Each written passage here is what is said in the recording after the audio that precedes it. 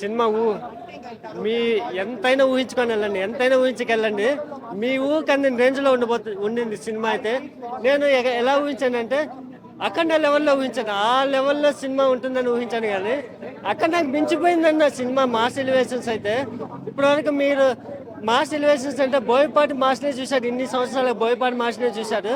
ఇప్పటి వరకు ఇప్పుడు మీరు ఇంతవరకు సలార్ ఎలివేషన్స్ ఎక్కడ చూడలేదన్న. సలార్ ఎలివేషన్స్ చూడలేదు. అండ్ కేజీఎఫ్ లాంటి ఎలివేషన్స్ బాలేబాబుతో చూడలేదు. బాహుబలి లాంటి ఎలివేషన్స్ బాలేబాబుతో చూడలేదు. ఛత్రపతి లాంటి ఎలివేషన్స్ బాలేబాబుతో చూడలేదు. ఇలాంటి అన్ని ఎలివేషన్స్ కలిపి బాలేబాబుతో పడితే ఏమనుంటుందన్న. అసలే బాలేబాబు మాస్కా గాడ్.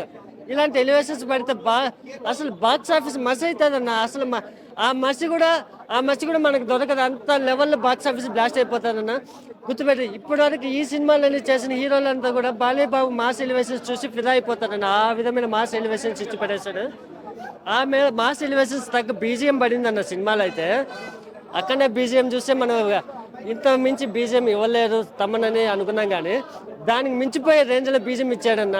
ఏ విధంగా ఇచ్చాడంటే ఒక్క మాట చెప్పొచ్చన్న, బీజిఎం బ్రహ్మ అనొచ్చు అన్న. బీజిఎం బ్రహ్మ అనొచ్చు. ఏం బీజిఎం ఇచ్చాడన్న సినిమాలో అయితే. ఆ బీజిఎం అనేది మనల్ని ఉరకలు పెట్టించిందన్న.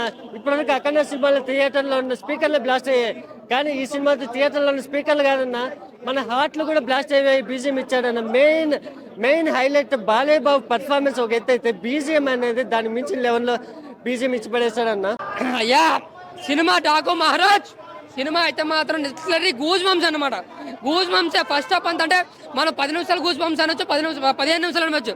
కాదు, 1 గంట 10 నిమిషాలు ఫస్ట్ హాఫ్ అంతా హీరో ఎంట్రన్ కానించి ఇంటర్వెల్ కొట్టబడేంత వరకు నిజంగా లిటరలీ గూజ్ బంప్స్ కొంచెం ఎగిరి ఎత్తు అంతే. సింగిల్ థియేటర్లు అయితే గొంతులు ఆరిపోతాయి అనమాట.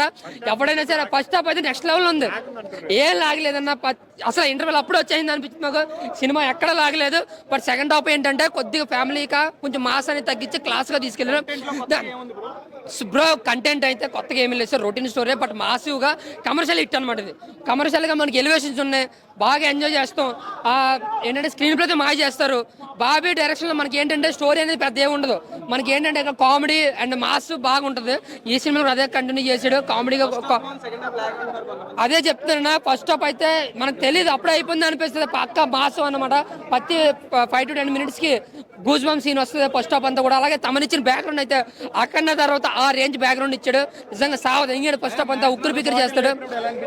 అది ఎవడో వాడుకోలేదు, మన బాబీ వాడండి మ్యాచ్ నోట్స్ అనేది. బోయపడ్డ తర్వాత ఆ రేంజ్ బాలని వాడుకుంది మాత్రం బాబీయే. ఆ రేంజ్ బ్యాక్గ్రౌండ్ అండ్ ఆ రేంజ్ సినిమా కూడా ఇదే. ఏదన్నా చెప్పనా, సినిమాలు పక్కగా పడితే ఇలాంటి వాడు రావాలి మాస్ డైరెక్టర్ గా. ఇలాంటి వాళ్ళు వస్తేనే కదా మనకి బాగా ఎంజాయ్ చేస్తాం మాస్ ఆడియన్స్ గా. సంక్రాంతి విన్నర్ అయితే ఇప్పటి వరకు చూసుకుంటే డాకు మహారాజా కాదు, సంక్రాంతి మహారాజా అన్నాడు బాలయ్య. జై బాలయ్య. సినిమా అయితే మాత్రం మ్యూజిక్ హైలైట్, ఎలివేషన్స్ హైలైట్, ఫైట్లు highlight, Bobby direction totally highlight. But second half ఏంటంటే మాసుగా కాకుండా కొంచెం క్లాసీగా తీసుకెళ్ళారు. దాంతో కొంచెం స్లో అవుతుంది, బట్ అక్కడ బోర్ అయితే కొట్టదు. దాంతో ఫస్ట్ హాఫ్ అంతా ఫుల్ మాస్, సెకండ్ హాఫ్ అంతా క్లాస్ అనమాట. మళ్ళీ క్లైమాక్స్ లో మళ్ళీ గూస్ బంప్స్ అనమాట. టోటలీ బ్లాక్ బస్టర్ మూవీ అన్నమాట. సూపర్.